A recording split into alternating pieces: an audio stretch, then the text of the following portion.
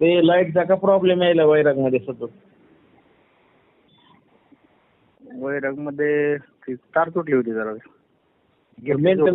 Maintenance केलेलं नाही काय? ज्या जुन्या त्यांचं म्हणणं आहे की काय तारा जुन्या झालेल्या आहे ते बदलणं गरजेचं आहे. त्याच्यामुळे काय होतंय की बदल ते गेलंय आता. आपण बऱ्यापैकी एल&टी कंडक्टर बदलायला चालू आहे. काय मेंटेनन्स आहे ती रिक्वायरमेंट द्या ना वरी. हो हो करून घेतोय ते आपण. आता हे मागच्या म्हणजे आखातात तेच काम घेतलं होतं आम्ही. पण आता हे वाऱ्यावाद झालेलं खूप नुकसान झालं ना इकडे. जवळपास 60-65 पोल पडले टोटल. तुमची काय रिक्वायरमेंट आहे? 10 दिवस दिले ऑलरेडी. तुमची जी रिक्वायरमेंट आहे ती वरी कळवा. आम्ही कुऱ्हाडींना ती बोलून करायला लावतो. फक्त लाईटचा प्रॉब्लेम होऊ देऊ नका. शहरामध्ये मोठं गाव आहे. नाही नाही. हो हो. ओमदादाच बोलतोय का? हा मीच बोलतोय.